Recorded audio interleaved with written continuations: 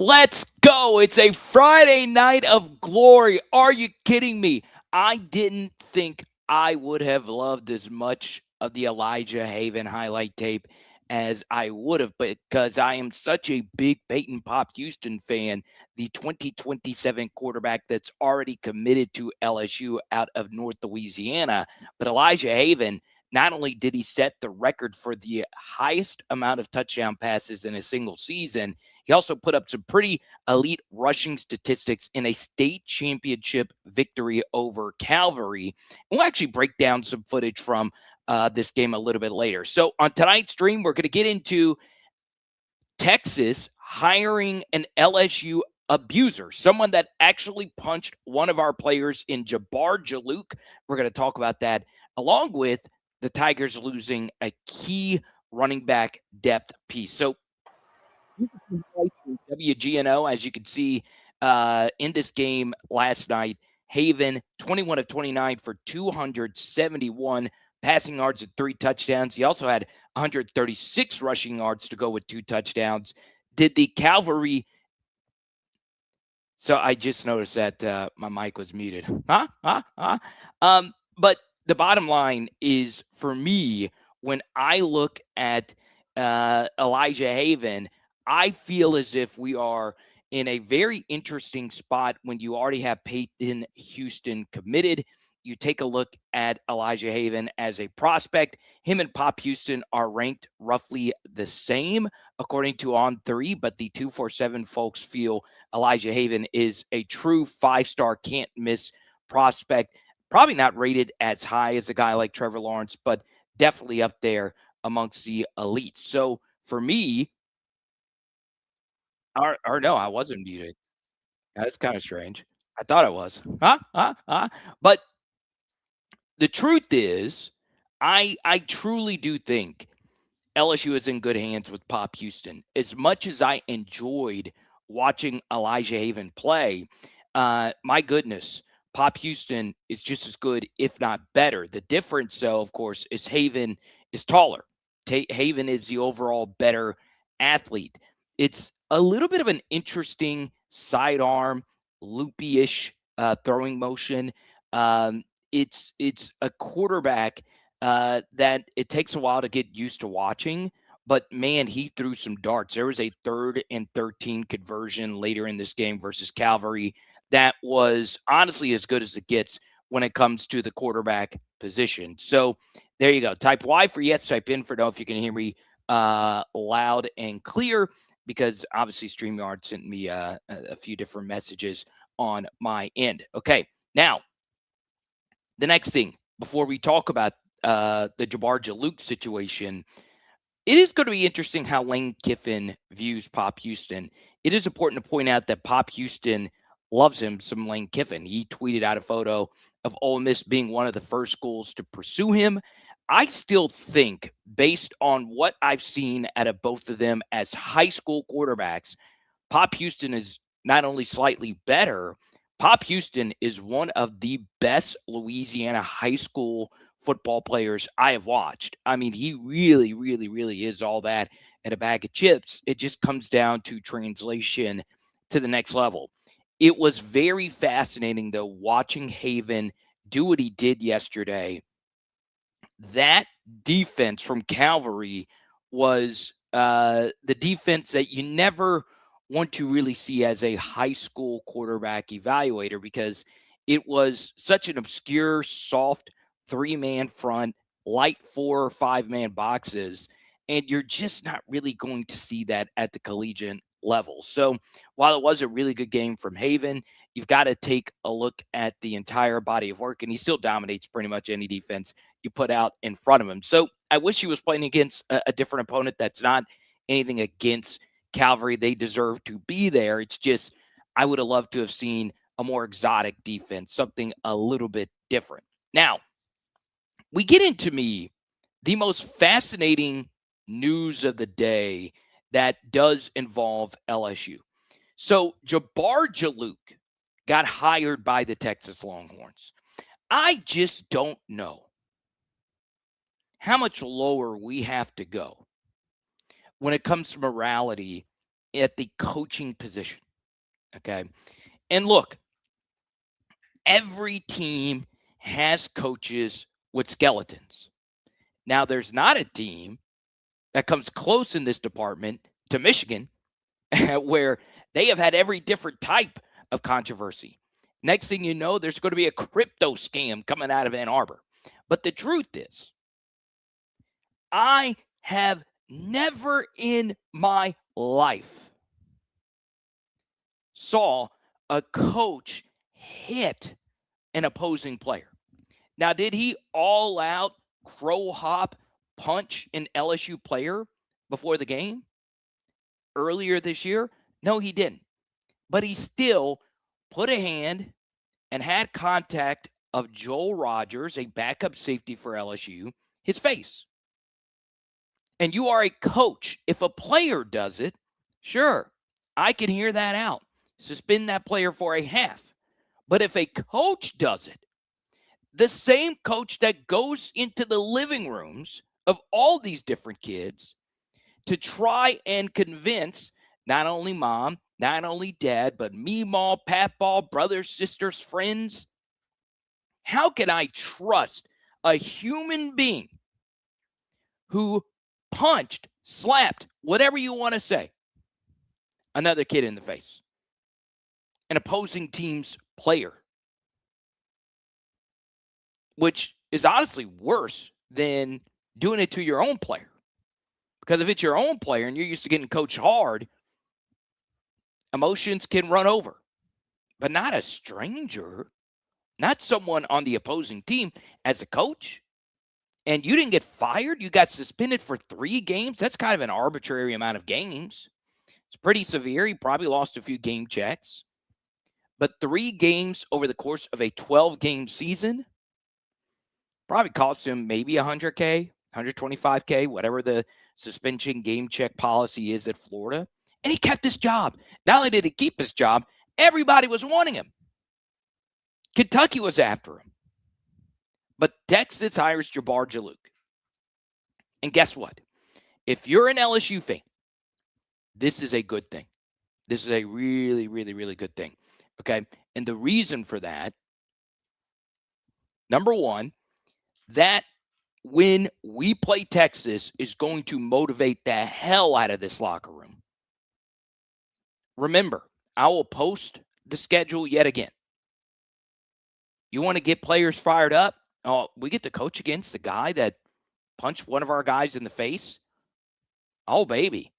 We're going to get that the week after we play Alabama. So we're going to have a bye week, a lot of emotion, a lot of Lane Kiffin tweets, a lot of Nick Saban mentions going into that Alabama game. There's going to be no emotional letdown going into that Texas game. I'm telling you, I have covered a lot of things. If Jabar Juluke was on our team and he did that, you're fired. And I want y'all to hold me to that from now until the end of the time. If an LSU coach, it could be Lane Kiffin, who I adore, you punch a player on the opposing team, you should lose your job. That is something that is just black and white. You hit a player, you're out of a job. But not only did he do that, there were suitors for his work after Florida decided to move on with their new coaching staff. Suitors, plenty of people out there. For a running backs coach, maybe if it's an OC who actually calls the plays, maybe if it's a head coach, a running backs coach.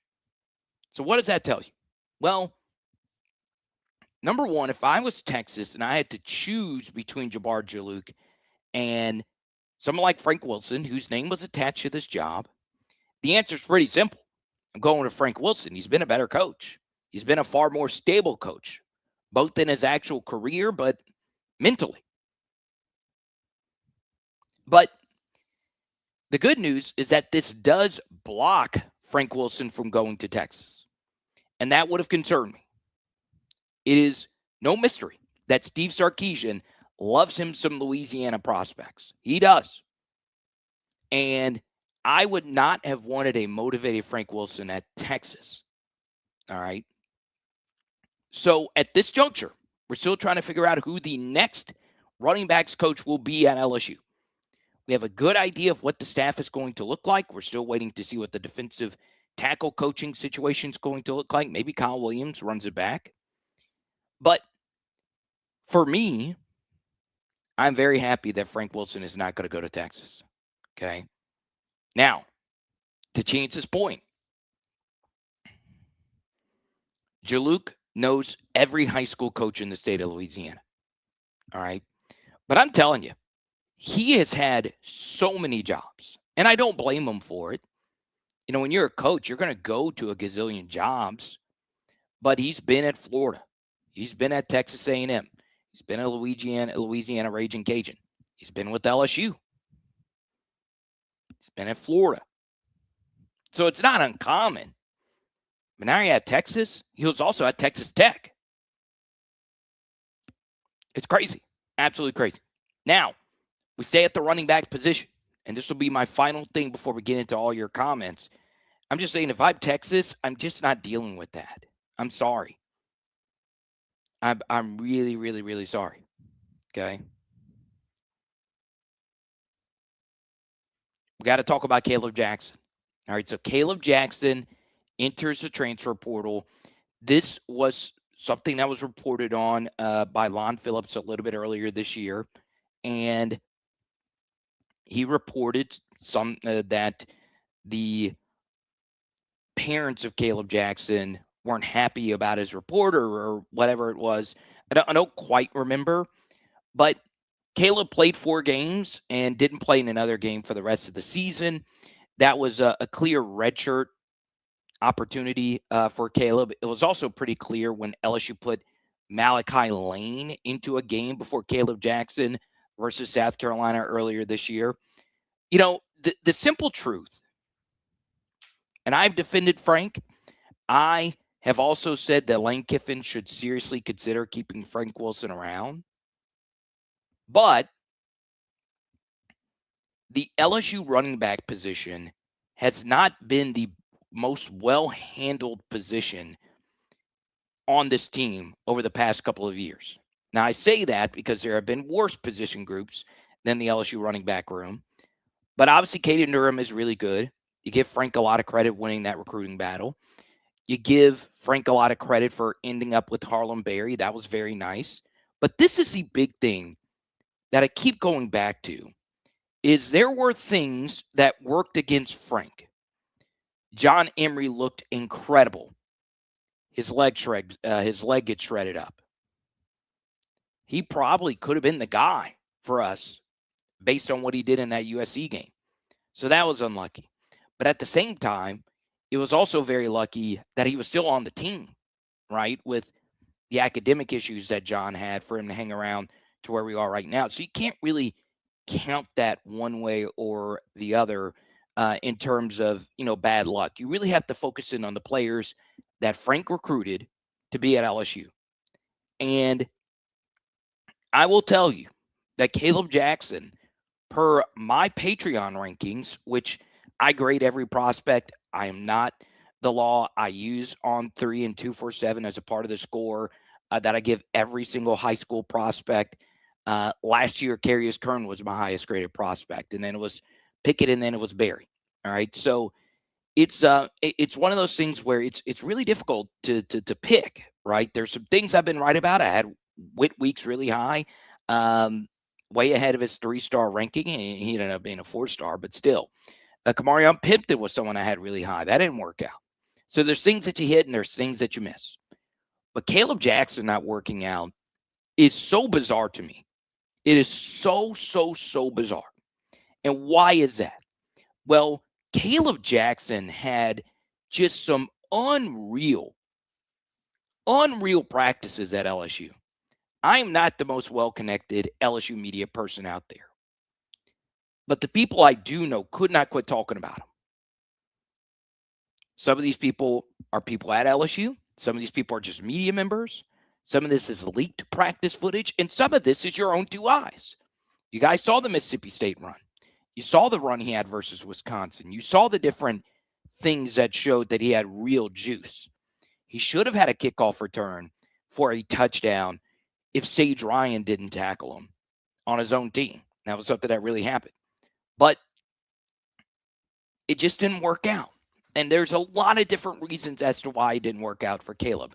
One of which is Jaden Daniels left. When Jaden Daniels left, our rushing attack just fell apart. The second thing why it didn't work out for Caleb is our offense for running backs has not been a profitable offense. So one huge juxtaposition from where we were during the Brian Kelly era to where we're going to be with Lane Kiffin is Ole Miss has the most running back friendly offense, maybe outside of Tennessee, and we had the most running back hostile offense. So the Jaden years, yeah, we had Logan Diggs. Yeah, we had Josh Williams. But towards the end of Jaden's Heisman year, our running game was just Jaden doing what he does. And we weren't complaining because we were by far one of the best offenses ever in college football history. But in 2024 and 2025, our rushing attacks were brutal. So Caleb was a victim of that. A lot of that is stuff that he could not handle under his own control. But his vision lacked, and you could see it. And it was one of those things where he wasn't squeezing as much juice out of every run when he was given those opportunities. Then Caleb as a pass catcher was fine. Yeah, he had the drop versus Ole Miss. He had two different drops. One as a true freshman in Oxford that was really bad. And then he had one earlier this year where I think the shadows got him, but he still didn't get it. As a pass catcher, he was actually fine. As a pass protector, he was okay. We've had pass protection issues at the running back position. So where I am going with this is I have a tough time believing Caleb Jackson is just not good. I think at his next stop, wherever that might be, you could see him do really good things. And we've seen this in the past where LSU has really deep position groups. And next year at running back, if Durham stays, if Barry stays, and Kawan Lacey comes over, that will be the single most talented LSU running back room in a very long time, at least since Geisen Fournette, which is probably the best 1-2 we've ever had. We've had some good ones. But I have a tough time believing Caleb just stinks. I just have a tough time believing it. And when you are that big and you are that fast and you've had some of the highlights that you've already had, it's going to be one of those things where it will be a fascinating litmus test to see if it really was the system or if it was Caleb himself. It's probably a mixture of both. But the truth is, we really need Lane to fix our rushing attack. That is the single most important thing for him to do, more than fixing our explosive passing attack. And you guys know the single biggest thing that changes games are explosive passing plays. That's something we have not had. Garrett was not the best deep ball thrower, even in his 2024 season, which was really good. And he wasn't a great deep ball thrower in 2025. Lane's offenses are really good at deep ball throwing, getting the football over the top. But the main reason they're good at that is that they're good at running the football. And why is running the football so important? Well, to overly simplify what went wrong for the LSU defense last year, the simple truth is this. Teams were able to play the coverages where they could guard against the deep passes while also defending our run, basically creating a numerical advantage that we could not overcome. Now, why couldn't we overcome those numerical advantages? Well, number one, our blockers stunk. And it was made worse by our tight ends not being able to block. So it created fewer gaps for us to run through. It made our numbers advantages, even when we would bring our tight ends in, obsolete. Our offensive linemen couldn't stay on their on their feet. Our run game didn't have an identity. It has it for 2 years. There wasn't a run play that we dominated. We couldn't dominate duo. Couldn't dominate inside zone. Couldn't dominate outside zone, for goodness sakes. Couldn't dominate counter. There's not a single one where we really established what we needed to establish to make defenses honest. So what's Lane going to do? He's going to fix that. And he runs it all. Okay. And it's going to be fun. It's going to be a movie. It's going to be a movie. Okay. So there you go. We're going to get to as many as your comments as we possibly can. It is a Friday night. We say hi to Julie. She says, I can't chat because I'm cooking, but I'm listening. So, Julie, thank you for the super chat. But here's the problem, Julie. You can't super chat that and not tell us what you're eating. This is a channel for chubby folk. We are SEC thick. I'm about thickness. I'm about being chunky, comfortable in your own skin. And that is something else I want LSU to get. Thicker. We've got to get thicker. We were light. We need some meat on our bones. It's one thing I really like about Kwan Lacey. That dude is a load. Okay? He's not this level of player, and their styles really aren't a whole lot similar. But he does wear number 5, and there are a few runs where you watch him and you're like, wow. Kind of looks like Darren McFadden from time to time. Homemade chicken and dumplings. Okay? But here's the thing. I will never, ever, ever, ever, ever, ever, ever, ever get over a coach hitting another team's player and still getting large 6-figure sum of money to go coach somewhere else. Okay. But Texas, which is probably the best running back job you could have, okay, especially in recent years, he's there. So congrats to you, Coach Juluke. Psych. Now, we can do this Friday night live stream in many different directions. The first is I wanted to actually go through some of these Elijah Haven clips and show you what I like, kind of some of the things that I saw. I kind of want to do it's probably a better off-season video. I wanted to share some specific things about why I freaking love Peyton Houston. I truly do mean it.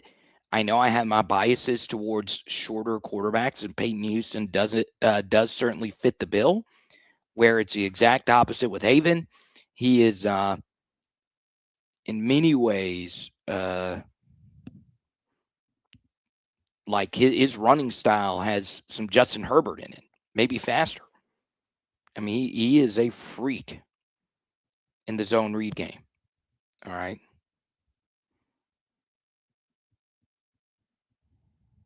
Let's go to Tari. Carter, could the issue be the type of offensive line that LSU recently recruited? Can that be the issue? Size, weight, athleticism?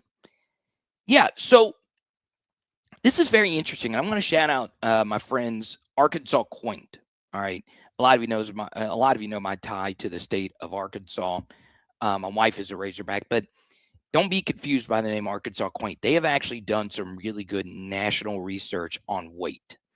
And what they have found is it is a little overrated in terms of weight just to be big for the sake of being big, right? Because part of the problem with some of these big offensive linemen is that the defensive linemen are smaller, all right? It could go both ways, where you can run over some of these smaller defensive linemen, or the defensive linemen are too athletic for you to take advantage of some teams not having as big of a defensive line. And because teams are more pass oriented, the lighter defensive lines have won a lot of these battles versus these bigger, chunkier offensive linemen. A good example of this is Alabama. Their offensive lines are routinely some of the biggest in college football. And they weren't a good offensive line this year. They could not run the football. They had -3 rushing yards versus Georgia. Now, some of that is because they are Georgia has a good rush defense. They don't have a good pass rush, but they got a good rush defense. Some of that also was Alabama being hurt in that specific game. But the truth is, I like big. I just do. I just think the SEC is a size sport. It's a force equals mass times acceleration league. And there are going to be some offensive linemen that are built like tight ends that'll be elite. Like, for instance, a guy like Monroe Freeling, who's one of the better offensive linemen in the SEC, was one of the all SEC offensive linemen this year. He is crazy athletic, and he was able to play through injury. And boy, was he good this year for Georgia as an offensive tackle, as an athletic offensive tackle.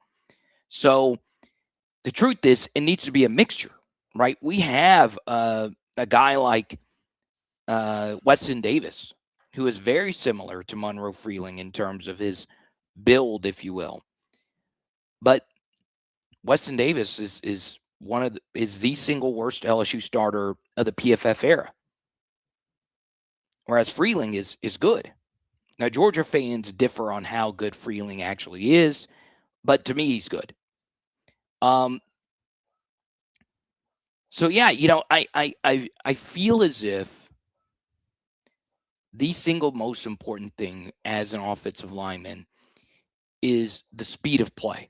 I feel as if speed of play now for an offensive lineman is as important as getting push, which basically means, can you react quick enough to what is in front of you? And can you process information to go along with your athletic frame quickly enough for you to succeed? And by processing information, it's not only, hey, what is this defense doing in front of me? What is this defensive lineman doing in front of me? Is he twisting? Is he stunning to the inside? Is he trying to bend the edge? What can really hurt you, though, is not having that athleticism to go along with that processing power. The problem for LSU is we couldn't do either. All right. The perfect example of this was the Southeastern game earlier this year, which ironically was the game where we put up the most points. You could see in that game how bad our offensive line was. We couldn't do anything right. We simply just could not do anything right. Legendary CEO, we appreciate the supers here flying in. Okay.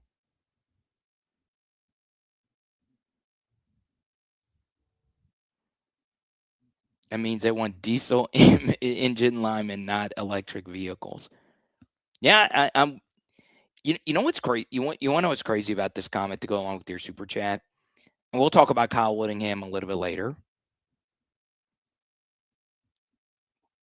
But to your point, CEO, I feel this exact way about the LSU tight end room. Now, what do I mean by that? Well, the LSU tight end room had a bunch of EV types in their tight end room this year. And by EV is actually a sports betting term. Normally in this context, when you're hearing EV, you're thinking of expected value. Is it positive, negative, all of that. And he's talking about electric vehicles versus old school diesel engines. Man, I used to think that what I wanted at tight end were these hybrids. Like, give me a Brock Bowers, give me a D'Angelo Peterson, give me those tight ends that are more receivers than they are tight ends. But you simply can't run an offense with just those kinds of guys. You just can't do it. And the problem for LSU this year is both of their two go-to tight ends were of that ilk. Yeah, Trey Green. Yeah, Bauer Sharp. And it's okay if one of those tight ends can't block. But you are in a world of trouble when both of them cannot block. And neither were consistent enough blockers to be where you needed to be in the SEC to succeed. Now, here's the truth. All right. This was told to me by somebody who would know. All right. and this was a few years ago at the SEC championship game. I've shared the story plenty of times. I'll keep this name private, but let's just say that this guy was he reached the highest level of the game of football as you possibly can, and he would definitely know this subject matter more than anyone else. All right. He looked at me in the face when we're talking ball, and he said, there aren't many tight ends who can block. Like, there's really hardly any at all. And you're just not going to get those guys that are great at both, right? There's George Kittle, Rob Gronkowski, but outside of that, there's just not many people that could do both of them at an extremely high level.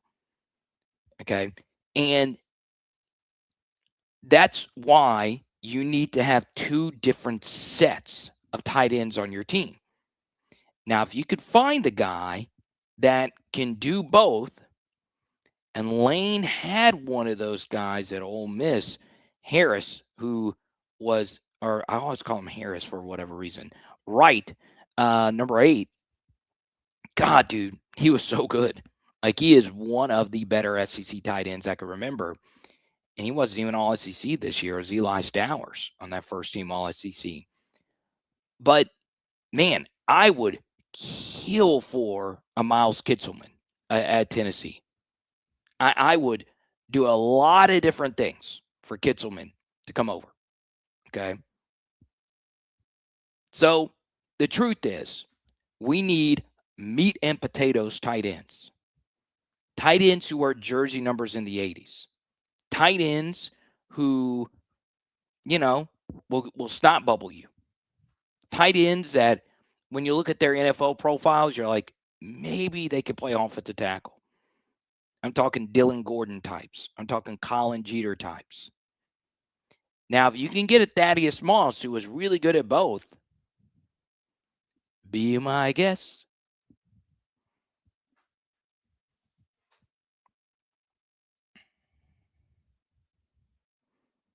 Yeah. If there's a Rob Gronkowski listening to this. And then when you could do that, guess what? We can put Trey Green in his rifle spot, which is at receiver. Now, this is what I want out of Lane Kiffin. And I think it's going to be a pretty big change. I want Lane Kiffin to sit Trey Green down, look at him straight in the eye, and say, if you block, and it might not be possible for Trey Green to be able to be a good blocker. He has a slender build. He's 6'7". It's just physics. All right. But if he can block, holy crap. We're talking potential. All right. But, one thing I think as far as, and since we're on the topic here, so Trey Green gets this really nice NIL deal with Nike, and he deserves it, right? He was our best red zone player. But the thing that's interesting about Trey Green is it was a very hot and cold season. When he was on, it was, is this guy Megatron? It was that kind of games that we saw from him. Not quite Megatron level, especially in our offense, but you get the point. All right, you had the Vanderbilt touchdown where he dropped the ball too close for comfort. I'm glad they didn't review it. I'm glad they didn't have pylon cam. I think that potentially could have been reversed, but whatever. But, he had the early season injury, and that was because he was blocking, and I think that could have been prevented. I don't think that was his fault. I'll save that rant for a different day. But, man, when he was off, it was off. And the thing that makes the great players great is that their off games are never diabolically bad. And there were some of those this year for Trey Green. So if we can get him to be more consistent on a game-by-game basis, we're going to be a better team. Now, one thing that happened towards the end of the season and why it's so important for LSU to build their tight end depth is for 3 years, we didn't think about tight end depth because Mason Taylor played all the snaps, and we mostly based everything out of 11 personnel. Pimpton wasn't good. He was too tall to block. Mac Markway, there was a lot of things at play there. I think he could have been decent, but, it's not here nor there for me to get into that. But, all these different tight ends that LSU has brought in, only one of them has been good at being a tight end, and that is Mason Taylor. That is the only one.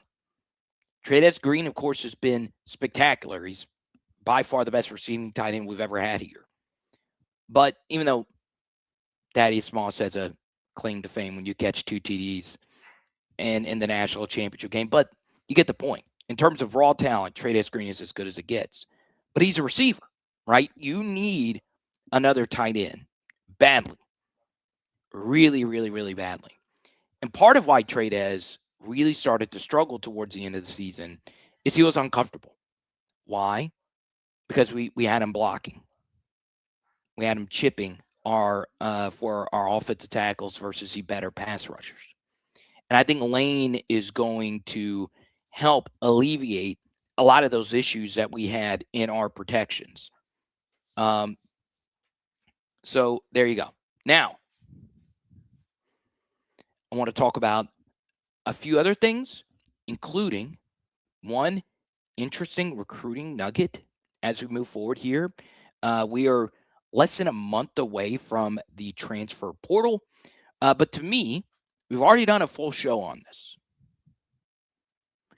But did LSU just get royally, and I mean diabolically screwed? Are you missing that sweet swing?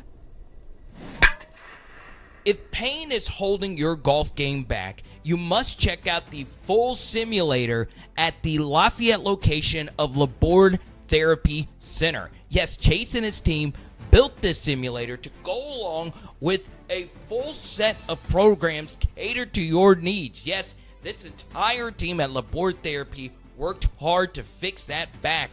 Your wrists, knees, toes, it doesn't matter. At their Lafayette location, 337-981-4053. Call today. But what if you don't golf? And what if you don't live in Lafayette?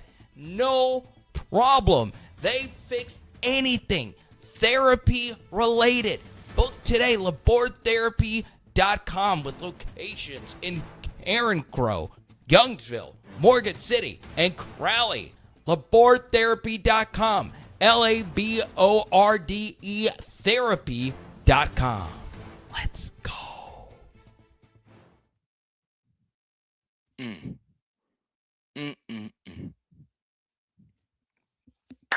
It's a holiday season. It's a holly jolly time. We got Christmas parties, New Year's Eve, all of that coming up. And you haven't booked your 360 spin booth experience? Let's go! On a journey together with Zion Imaging. I want you to see this experience up close. And me as a wedding and event DJ, I watched how everybody had so much fun with Zion Imaging. And a big reason for their success is the team. Yes, Jaron Thomas and his family started this off as a passion project, and they have one simple goal in mind: taking your event to the next level. Whether it's a wedding, reunion, quinceañera, school, or corporate event, Zion Imaging is all about family-friendly fun. And I gotta show you on this tour the high-level technology that quickly sends your video session to your phone, whether it's iPhone or Android. Yes, it's the Zion Imaging 360 Spin Booth experience, serving North Texas, North Louisiana, South Arkansas, Orlando, and more. Give us a call, 318-469-4265. Check us out on Facebook or book us at Zion Imaging, XYANimaging.com. Yeah, you wonder why LSU's got some of the best fan bases and why Lane Kiffin decided to make the journey over to Baton Rouge. It's because of this. LSU's ticket allotment for the Texas Bowl is sold out. Get yours to the bowl game through this link right here. So shout out NRG Stadium. We've played there quite a bit. I've been to an LSU game at NRG before, and guess what? It was the Anthony Jennings comeback where Wisconsin forgot Melvin Gordon was a good football player and quit handing him the rock. But this is the thing that I think is so important. If you were to compare LSU to Notre Dame and which team actually needs the bowl game more and which team is better equipped to not play in the bowl game at all, it would be Notre Dame. They signed every single one of their high school commitments. They had 0 decommitments, and they have a team that should prove the entire world wrong. They were going to play in the Pop-Tart Bowl, and their fans are saying, hey, we're above the Pop-Tart Bowl. You know what? I just cannot stand Notre Dame. And the thing that sucks, what really blows my brains out is every single LSU fan had to just say aloud that all the Notre Dame fans are right about Brian Kelly. It drives me nuts that they are the single most insufferable fan base in all of college football. The wine and cheese and no one wants to hang out. I guarantee you every Notre Dame fan wears turtlenecks. Every Notre Dame fan drives an Audi. Every Notre Dame fan lives a life of grandeur. When their campus sucks, it's too cold, it's too windy, their best-looking women are nuns. I just don't get it. And that's no disrespect to nuns. There are plenty of pretty nuns out there. I just don't get it. I'm so sick of these Notre Dame fans. Oh, he's just too good for the bowl game. And honestly, there's plenty of attractive women at every school, but you get the point. You get the point. I'm so sick of it. We're too good for our bowl. We're too good. But what does LSU do? It would have made perfect sense for us to not play in this bowl game. We got a whole roster we got to turn around here. We got a coaching staff to put together, but we're still playing in this bowl game, a place that we have been 3 times in the last 5 years. We didn't have the season we wanted. We're very fortunate the quarterback for us, Michael Van Buren, is going to play in the bowl game. But we talked about this last night. I'm so happy that LSU is electing to play in this bowl game that none of our fans are excited about. Wait, did I just say that aloud? We're still excited about it because it's a game. A lot of LSU fans, the best moment of our livelihoods was watching John Trey Kirkland go out there and do what he had to do for us in that bowl game. I'm so sick of Notre Dame fans. And I like Audis, and I like turtlenecks, and I like Jerome Bettis. I like them all. And Notre Dame has pretty women. Notre Dame's got a great campus. From Newt Rockne to Frank Leahy, or Lehigh, I didn't pronounce his name correctly, who's arguably the best coach in college football history. When I was little, my dad took me, I wasn't quite little. So my dad's taking me to a lot of Sugar Bowls. When I was truly little, we went to go see LSU in Illinois. But one of my favorite Sugar Bowl moments, and I've been to, I think, anywhere from 12 to 15 Sugar Bowls, was when Brandon LaFell, Jamarcus Russell, and the LSU Tigers dominated Brady Quinn and Jeff Samardzija of Notre Dame.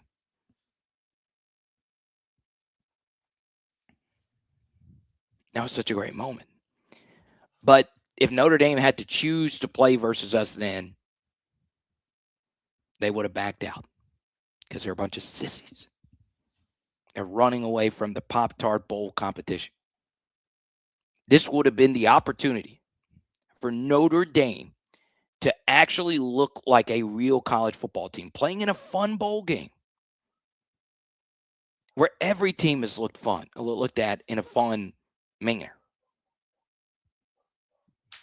It drives me nuts, dude. It drives me nuts. Okay. So let's go to Pegasus. Also, did Juwan say he's still going to play in the bowl game? Yeah, absolutely. Juwan and Ahmad Bro is still going to play in the bowl game. So that's good. And I'm pro that, right? Even if you're entering the portal, I'm pro letting the guys play in the bowl game. I know that sounds sacrilegious, but they played the whole season. Give it to them. All right. Now, this is a topic du jour. We did a full live reaction to this last night, and I've already given my full season predictions as a part of the YouTube membership program. Check it out down below. Hit that join button, and you'll have access to my game-by-game prediction of where I think LSU is going to be next year. So I've slept on this schedule, and now you take a look at all the different schedules throughout the Southeastern Conference. We'll take this banner image down for you to see Vanderbilt's schedule here. And LSU does have some serious disadvantages to the rest of college football or the rest of the SEC. They are the only team that has a marquee week 1 game. Obviously, Ole Miss plays Louisville in week 1, so we can consider that marquee. And Auburn does play Baylor in week 1. But the truth is, this will be the second consecutive year where LSU plays a difficult season opener, and the rest of the SEC basically doesn't.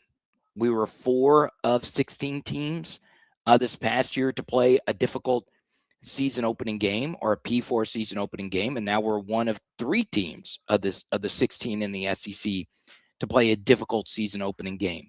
You know, there's pros and cons to both of that, but I do think there's more cons than there are pros to it. So, you know, we'll see. The guy that pretty much handled a good bit of LSU scheduling was Verge Osbury, and now he's the main guy, and he obviously is not afraid of playing difficult season openers. But the truth is, the schedule advantages that teams like Kentucky and Missouri used to have in the old SEC, they just don't exist anymore with the 9-game conference schedule. Everything just got that much harder for the SEC, and I won't get into this rant again tonight. I am happy that we're in a 9-game conference schedule. Now, the thing I don't like about it is there's only 1 bye week. But other than that, there are some huge pros to this LSU schedule that I like a lot. And to me, one of the biggest ones is that Louisiana Tech and McNeese games are spread out. So LSU does not have a stretch of 5 consecutive P4 games. Teams that do, right? You can see we start off with that 1, and then we have 2, and then we have 3 in a row. Then we have the bye, and then we have 4 P4 games in a row. All right, so we go from 1 to 2 to 3, and then to 4 in a row with no break. I like that for us. Kind of segments the season. You could do a bit of load managing there in theory, because Louisiana Tech and McNeese are not going to be good teams next year. So there's a lot to like about that. Let's go to Boris. He says, yes, or yikes, that's a hardcore last 6 games. True. And that's the downside. Our November is probably the hardest November. So we have the hardest week 1, and we have the hardest 4 weeks. Now, here's the big pro of that, is that we're not the only team that has a difficult final 4 weeks of the year. All right, we're not the only one. But I do think we are the one with the toughest, right? You could take a look at Missouri. They have Texas, Georgia, Kentucky, and Oklahoma to close the year. And before that, a rivalry game versus Arkansas. That's a difficult stretch for Missouri. Look at Oklahoma. Florida, Ole Miss, Texas A&M, and Missouri. That's difficult. Then you take a look at South Carolina. A&M, Arkansas, Georgia, rivalry game at Clemson in a revenge spot. So the truth is, one thing that people constantly bitched and moaned about is how soft some Novembers were for some of these SEC teams during rivalry week. Now, there's a lot of teams with difficult games here, okay? My goodness gracious. Dude, this just pisses me off. So I have like some alerts set to where, and when you're live and you don't have a producer or anything like that, I want to get news. And one of mine is an ESPN fantasy projection. I was like, wait, there's no NFL ones. But what happened? I got an alert for a hockey trade. Hockey. What? In 2025? Hockey? A hockey alert? This isn't spinning chicklets. This isn't. I'm not some hockey expert. I'm not Wayne Gretzky.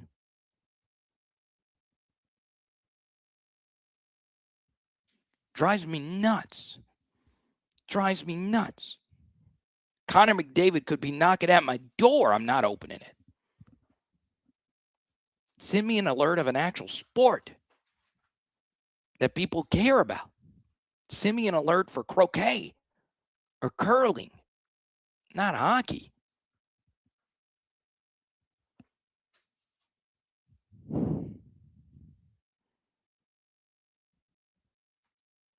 I will say there is a Clemson. There is a Clemson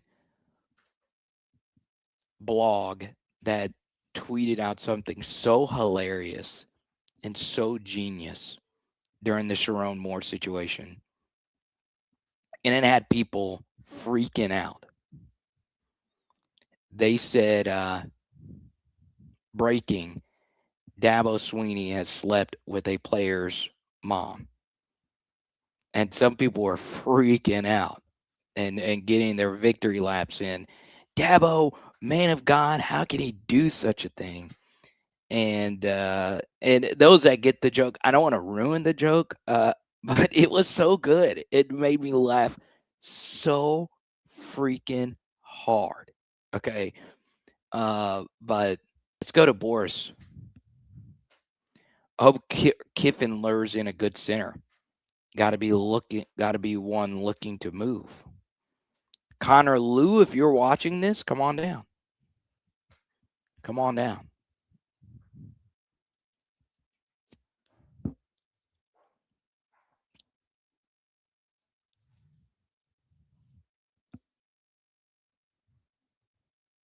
I'm not going to keep you guys on edge. It's because Dabo's had some sons on the team.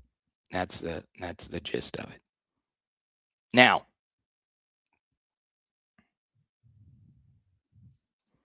make sure I get this correct.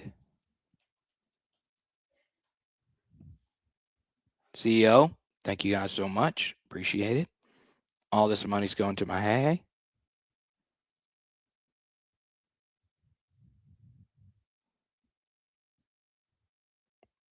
The good news is Braylon Moore does have a year of eligibility left. He's going to run it back with us. 4 games in 2022, redshirt freshman in 2023, sophomore in 2024. So this was his year 4. But we can get Connor Lou and then bump Braylon Moore at guard. Let's roll. Okay. But thanks for the supers. I really do appreciate it. Okay.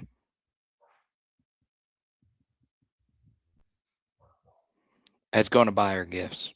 So I got some bad news today. I didn't know. I didn't know, but man, dude, I was going to go work out and this canceled my workout today. There's nothing worse than a good old flatty. Flats are rarely ever good. Unless they're chicken wings, anything flat, don't like it. Don't like it. While I'm running, I want to be on hills, man. I want to go through the grind. I don't want a flat. Chicken wings, I prefer drums, but flats can suffice. Just not a flat guy. And when it comes to tires, I need them round. I need them luxurious. And I need them thick.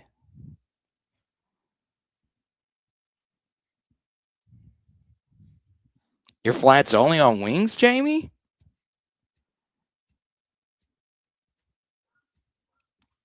Sourdough man, go get yourself some chicken wings, Carter. There you go. Let's go to plain truth, especially not a flat booty. No, well, ain't no wrong. I mean, I got a flat booty. I don't know. I got a bit of a donk. But life is more about booty size. It's, you know. But a lot of men are down for the BBLs, dude. You gotta have that.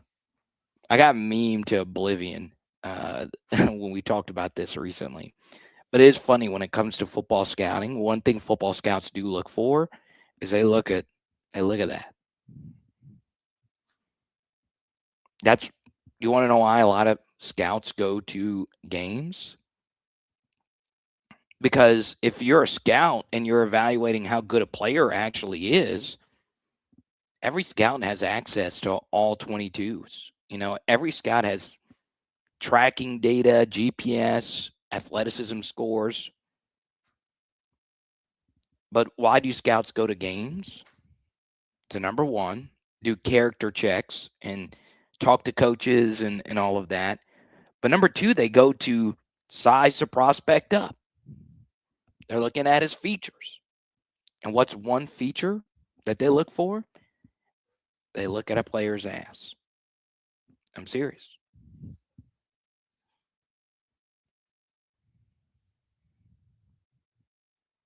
But Sourdough, I appreciate the super.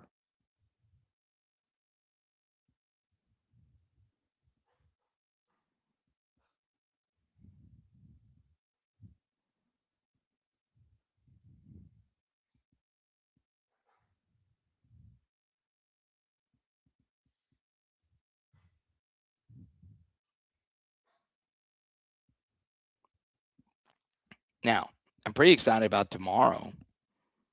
LSU men's and women's basketball playing in the Smoothie King Center. I will also say that watching Derek Queen up close in person earlier this year has me so excited about New Orleans basketball. All right. Like, I loved Anthony Davis. I can't believe that's a sentence I'm saying aloud, knowing what he's done. And it's hard to not love Zion Williamson. Part of why our dog's name is Z is because of Zion. Chris Paul will always be my favorite New Orleans basketball. Derek Queen. But tomorrow, the Smoothie King has never seen a Flau'jae Johnson. Excited about tomorrow.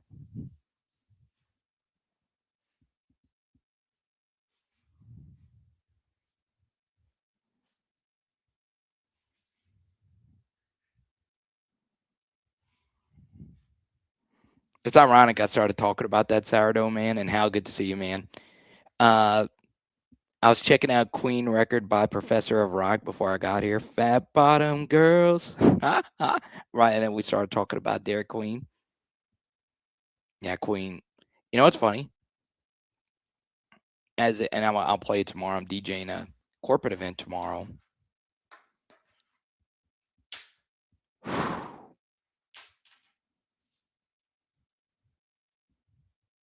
I cannot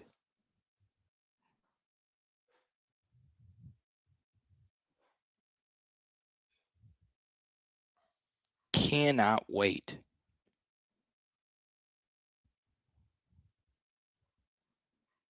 for tomorrow. And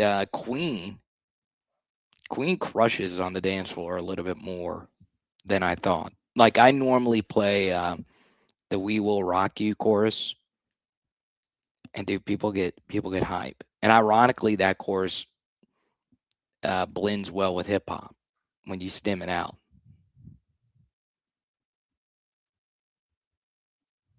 So, Cliff, good to see you.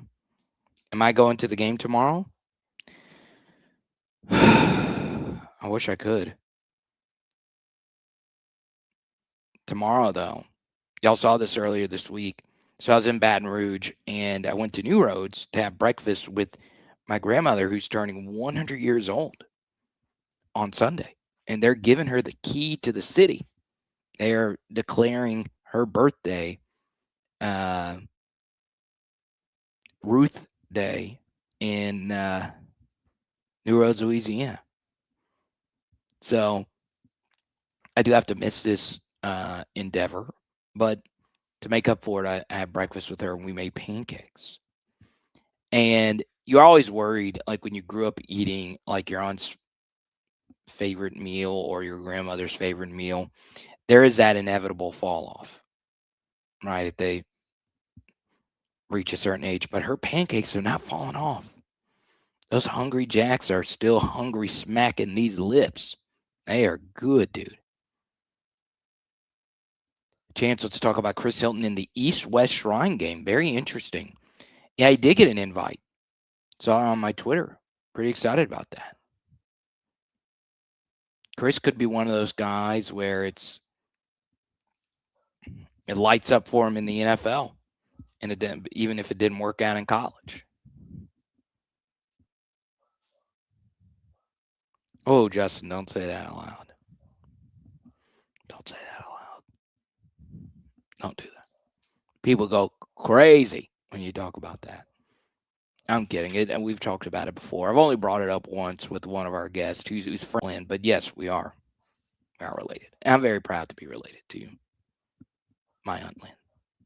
No, I know. I'm just joking. It's just it then becomes, what? Are you kidding me? She's one of the best actresses of all time, and I think she is. I think she is one of the goats. I really do. Now, here's the thing. You got to really watch her shows to really appreciate it. She's not like a A-list blockbuster. You'll see her in Transformers or the Avengers type of stars. But if you want to see real acting, go watch Greenleaf. Go watch a Josephine Baker story. Go watch A Thin Line Between Love and Hate. Go ask the actual people that know what acting's supposed to look like, and they'll tell you, yeah, she's up there. You know? Don't come at me with this Jennifer Lawrence mess. Lynn Clears. Meryl Streep, sayonara. Got nothing on Lynn. Nothing. Octavia Spencer, get out of here. Nothing on Lynn. Nothing. Nothing. Nothing. She is a mother effing goat. More of an off-season rant, though. People want to hear LSU football. Okay? So I'll share this, Chance. Kind of risky having the LSU women before the men's game. Will people stay for the men's game? You know what's funny? So I actually went through this with my current job. So I released a clip, and the best player on the team I call games for is a kid by the name of Xavier Myers, and he played basketball at Archbishop Shaw. And I tweeted out one of his clips. And if you want to see my play-by-play, you can go check it out for yourself. But a few years ago, 1 year with the program, we had far more girls basketball fans because at smaller JUCOs, they do more of these back-to-backs where it's like high school, where every varsity high school basketball game in conference has a men's and women's doubleheader 99% of the time. Well, at the JUCO level, that's what they do. At the higher P4 level, that's not what they normally do. So a few years ago, we would have so many fans for our women's game, and then the men's game would clear out. Don't know exactly why, but that was the case. So it was too late in the season to change it up. But I do think if you're a high school, and let's just say you don't have a good team, let's just say you're a lower Like, you're just not as talented of a high school program as some of the other teams that are out there. One suggestion I would make, and this is just such a random rant. I would flip the games, change things up. But I am a little shocked that I would have put the women's game second. I would have. Cliff seen me at a wedding reception DJing.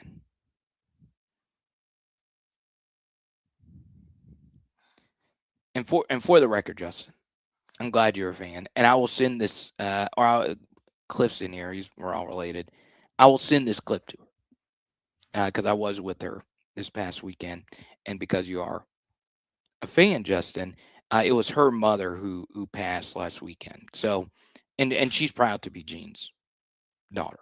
But yeah, I'm glad you brought that up, man. And I want people to go watch Lynn's films, and you could see what real acting is like.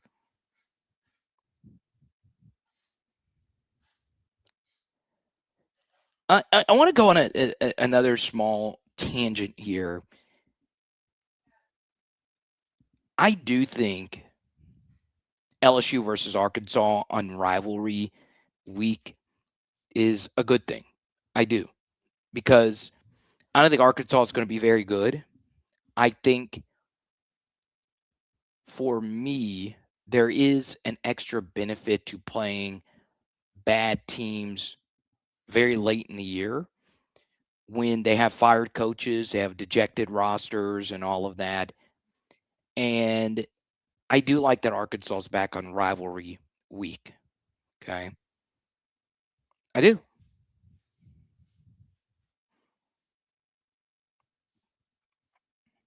I wanted to get to that tonight.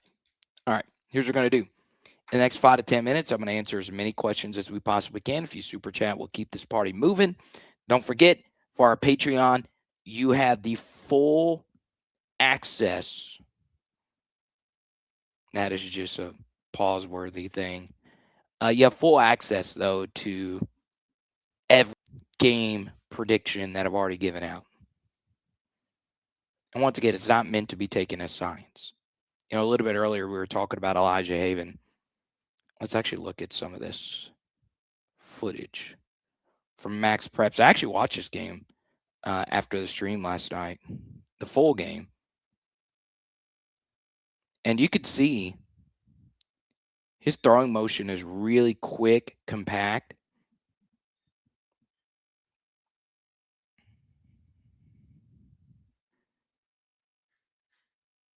The ball doesn't look like it has a lot of steam on it, but man, you see how powerful his running could be. It's a good piece of blocking too. You see this little QB power run. Cut to the right. That was a good block right there on the second level. Okay.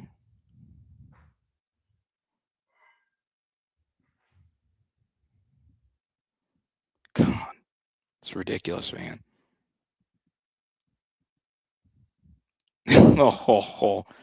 Oh, man. This is just gross. Gross. Look at this. Boom. God bless America. This is actually a good thing for 24, because what if Haven does turn out to be like Josh Allen, and 24 could tell that story to a prospective client? 24 looks like he'd be a real estate guy 15 years from now. He'll be closing on a house saying, oh, yeah, I got ran over by the guy who was the first overall pick. God, this throw was really good. Really, really, really good. Okay, running an in from number one. Okay, that's there. Your job is to read that backer with his feet on the goal line. If that backer comes down on that in, you want to throw it over his head to 3, running the in breaker right there. Boom. Okay, with that ball has got to be thrown high. Right, we got to make sure we get it over that overhang. Boom. Beautiful. And you'll see it here. Boom. Nasty work, dude. There's going to be some QB coaches that say they don't like all the foot movement. All right, the footwork aspect of it.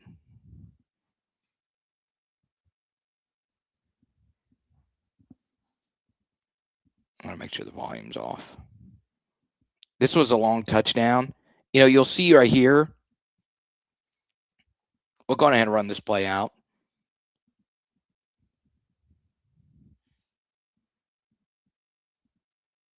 And then one takes it to the house. I think one's a South Alabama commit. Okay. So one thing that's interesting, I'm going to get to some of these comments here. DT Dog Country. While you're here, DT Dog Country, it is now official that Georgia film studies have been my biggest film studies, including the LSU channel. So go to Power Hour SEC on Instagram or YouTube. And you're on YouTube. DT Dog Country, I appreciate your fan base helping feed my family.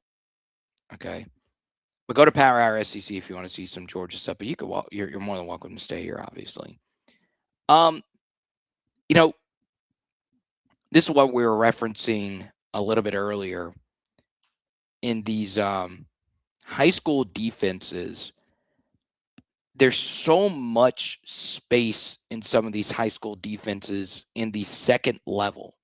All right, so you can see here, they're in that 3 safety alignment, and you'll see that all of them are at least 10 yards off the football, and 2 of them are 15 yards off the football. So this is a pretty easy pre-snap read, especially with this corner playing off as well, that throughout the game, what I would have done if I was Calvary is if I'm in this alignment, I want to be inverting my safeties. I would want to bring that center field safety all the way into the box at the snap. Just change the picture up some. But, if you're Haven, you're like, hey, I'm working the intermediate middle. Or you could see that there was no movement at all. All these DBs are playing on their heels. So let's roll out and just get the football to my guy in the intermediate. All right. So another downside is what a lot of defensive coordinators do that drive me nuts is my defensive backs off. It's going to prevent the huge explosive touchdown. It's not necessarily true because if you play that far off, that is a longer distance for every single one of these DBs to come up here and make this tackle. So you could see that you got to run from all the way there to make a tackle. That allows one to brace and break that tackle, and now you're gone. All right, there was 5 DBs behind him when he caught the football, and now he's gone. All right, so obviously that's not going to be that case in, at the Division I level. And then once again, I'll never understand dropping the football this close to the goal line. Okay, he's in. If I was a coach, I'm telling every single one of my players to go pick up the ball. All right, because if you review it and nobody picks it up and the ref picks it up, which he did right there, that is a Calvary ball and a touchback. Still, though, really good stuff. Okay. It's practically the same thing here. It's the same exact thing. Same defense, and honestly, the same exact defensive alignment. You're telling me Calvary gets all the way to the state championship game and they don't make any adjustments? All right. Easy pitch and catch right there.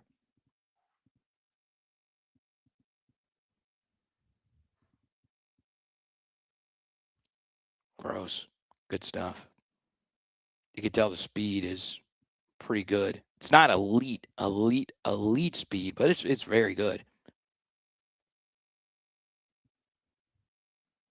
Oh, what happened here? I like this. Okay, so they're basically running the same play. One sits there, and now he goes. All right, and he actually had 2 guys open here. He could have, or he had a choice here. All right, could have thrown it to 4. Safety right there goes to 4, and then he waits for 1 to crack over the middle. Wide open. Good stuff. Okay. Now you're up 3 possessions. You just give it to the 5-star. A tall, God, this was my favorite throw. I even screen recorded this when I was watching this last night. Once again, this throw in a vacuum, if you didn't watch any of the other portions of this game, you would think this is like high level stuff. And it still is. But now, you as a quarterback, you know that these safeties are not crashing down at all. That makes this read a lot easier, right? If I know that these guys, for the majority of this game, just kept going back and back and back, and you can see it's third and Gonzalez here. So you got to pick up 13 yards. You got to get basically to the 22. This is just an easy read for Haven, all right? So you can see right when he gets it, he knows pre-snap, I am working this deep dig to my number one guy in the slot. Boom. Okay. And look at him. He's doing the Joe Burrow, Dylan Cruz thing. And you should do that. When you win a championship, you should do that every time. And it was also a 17-point lead when we did it. And God, this is just mature right here. Got the state championship locked in. Don't score and pad your stats. Just get down on the ground. Smart, mature young man there. Heyman interviews really well. Okay.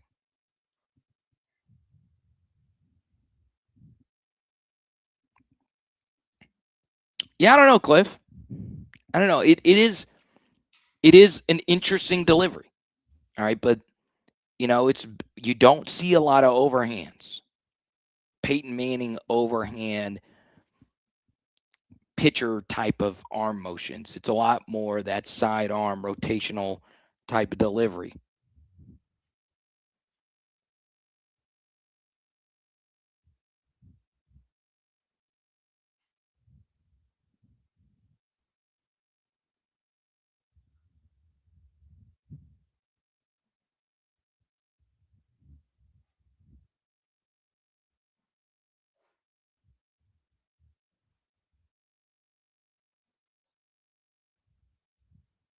Okay.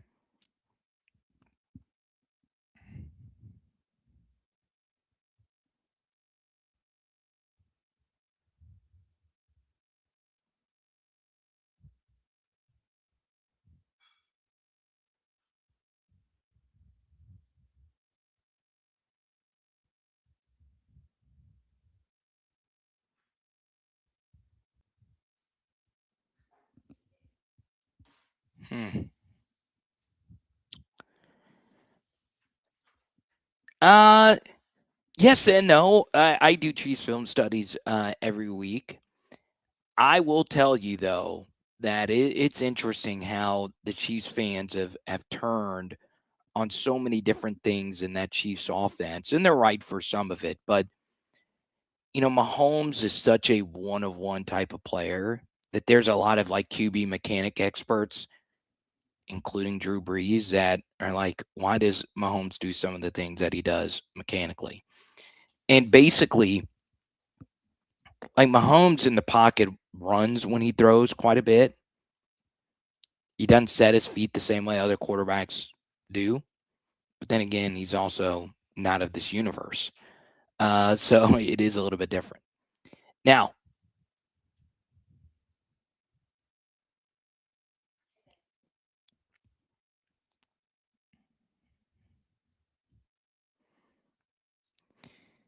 it is now official that the college football award show has been going on, and I wanted to wait till they actually did this, but now it is official that Mansour Delane did not get the Thorpe. It would have been nice, obviously, for recruiting for Delane to get it, but he did not get it. And it doesn't really shock me. We weren't a good team. These awards tend to be too much team oriented. We won a Thorpe a year that we probably shouldn't have won a Thorpe with Grant Delpit, but we were a winning team. And the winning teams normally win a lot of these individual awards. Okay. Doak Walker. Well, it should have gone to Jeremiah Love. Big Nark. Probably should have gone to Jacob Rodriguez. He was fifth in the Heisman voting. And then Caleb Downs won the Thorpe Award. One thing I don't like about the Thorpe is I wish it was a Thorpe given to the best safety and then a different Thorpe given to the best corner. I just think it's stupid to, split that up. Do I think Delane was better than Downs? I don't know. I do think Delane was more important to his team's success than Caleb Downs. But Caleb Downs is a phenomenal player. I can't really, I'm not going to sit here and just destroy the guy. Best tight end in the nation, Eli Stower, sure. I don't like that they used an image from our game. And that was when he was one-on-one versus Devon Keys. Home Depot Coach of the Year, Kurt Signetti. Yeah, I agree with that. I think, I will say, as far as this is concerned, and I'm not just saying this because we got a Georgia fan in here. I think one of the more despicable award show things I can remember is Kirby Smart not winning Coach of the Year this year. You not. I think that is the saddest, most horrible award given out to Clark Lee, who won this last year, by the way. Kirby, this should not have been close. It should not have been close. But I do think Signetti is no doubt the Coach of the Year in college football. I don't think you could really make an argument to the contrary. To have Indiana undefeated, number one, yeah, you just can't. That's the most obvious Coach of the Year. But when it comes to the SEC Coach of the Year, it should have been Kirby. All right. Vanderbilt, great story. The fact that they are even in the playoff discussion is crazy. But you look at Georgia this year. I had Georgia at 9-3 with a slight lean to 8-4, and I look stupid. But really, how far off was I on that prediction? Georgia had no business beating Tennessee. Georgia was down by 10 versus Auburn. Georgia was down by 9 going into the fourth quarter versus Ole Miss. Georgia very well could have lost that Florida game. Kirby won all of them. All of them. And if you really sit and watch, there are so many adjustments that dude makes during the course of a game. Now, it's not just him. He's got a good OC, a good DC, and he's got the best players. But does he really have the best players this year? Does he really? How many quarterbacks in the SEC are better than Gunnar Stockton? I could argue quite a few. And I think Stockton's really good. But Kirby won the SEC with one 300-yard passing game. Kirby won the SEC with the defensive pressure rate in the bottom 10. Now, why was it in the bottom 10? Because their three best pass rushers all got drafted in the first round. So, I just don't understand it. This was his best coaching job ever. Ever. Okay? Dude, it made no sense that Kirby did not get that.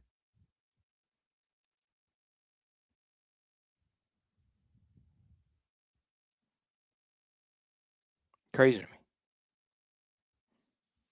All right, y'all. That'll do it for me. Obviously not happy about Mansour Delane. He did miss a game, though.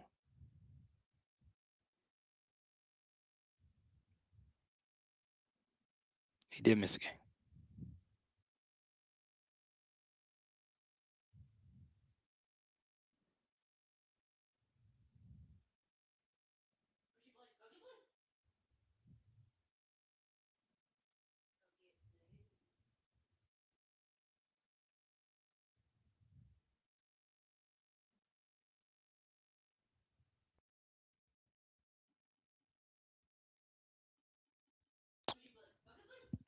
God. I don't. Georgia fans do not like Bobo though. They think I'm just a Bobo homer. They think I'm a Bobo plant by the University of Georgia. I think Mike Bobo is really good. Well, he calls too many screens.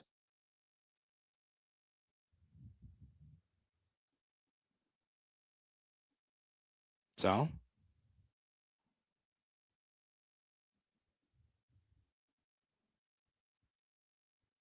so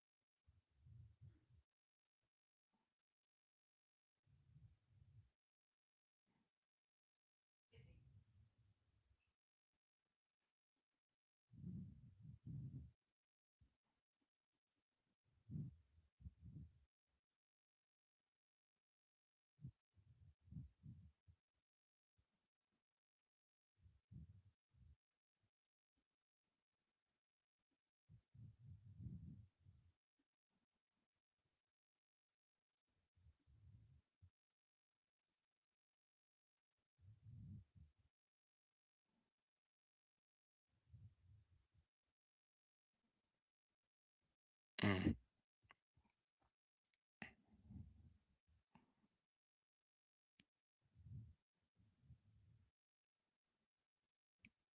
Jeremiah Love, dude, 199 carries, 1,372 yards, and 18 tutties. Crazy season. Crazy. Makai Lemon won the Bolitnikov.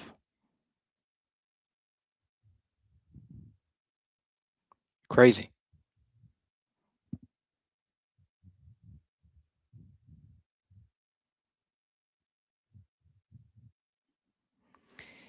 Yeah, I just think it's near impossible to compare a safety and a corner. I just think it's silly, honestly.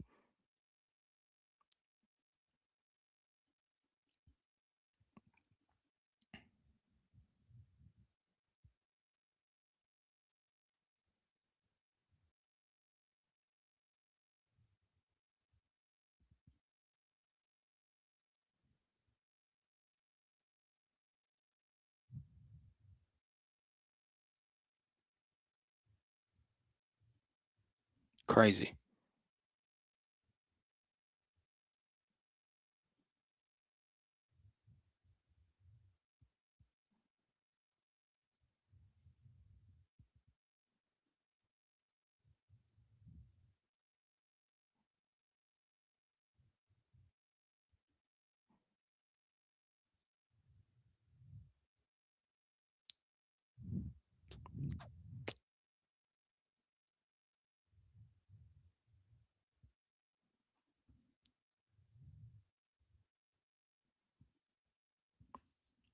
And he's about to get a nasty first round contract.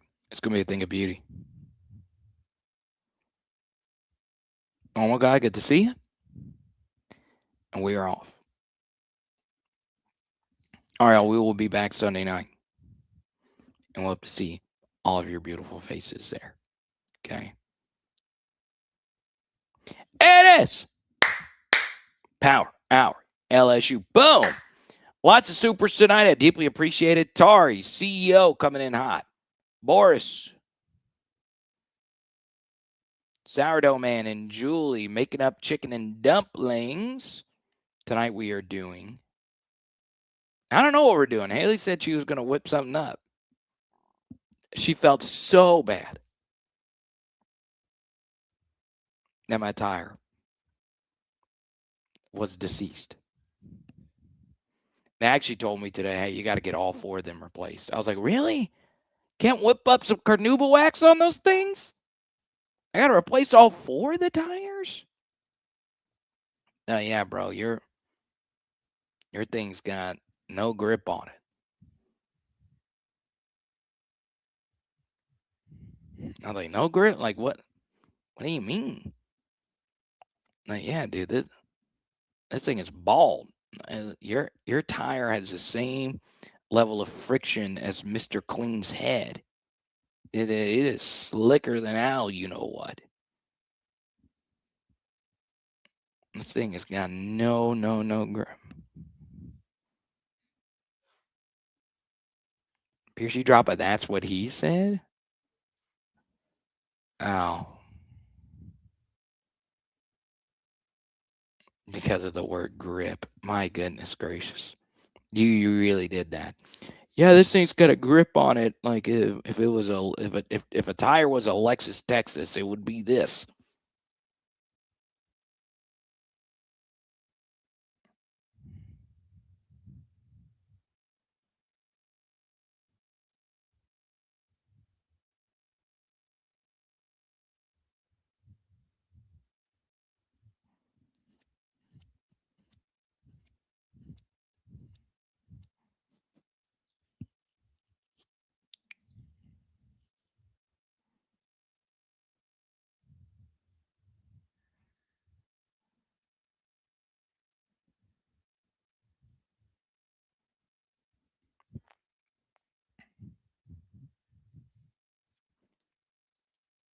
Oh no, please don't tell me. No! There's no way.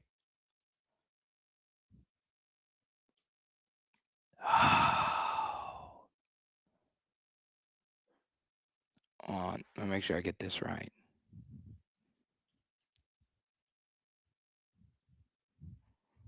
I know we have a few Georgia fans in here right now. But 2 Georgia players arrested for shoplifting. Oh man. Why though? Why?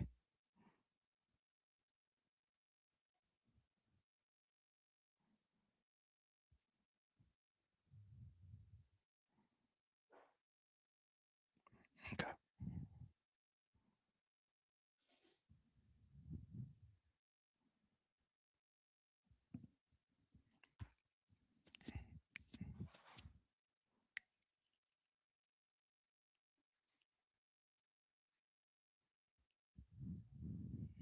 I'm burning out.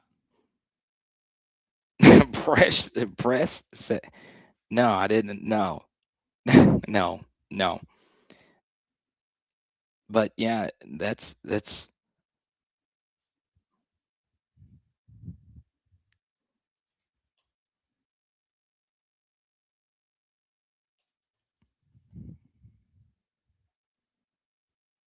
Dontrell Glover and Bo Walker.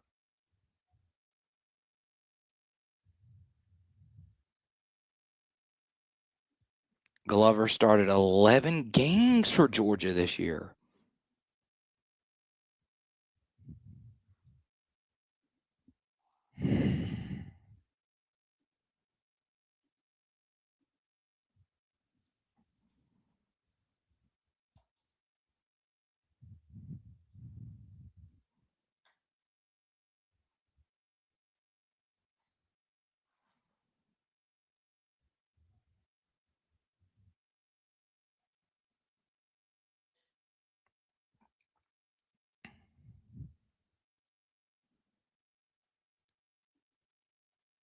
So why do Georgia players do this? Why?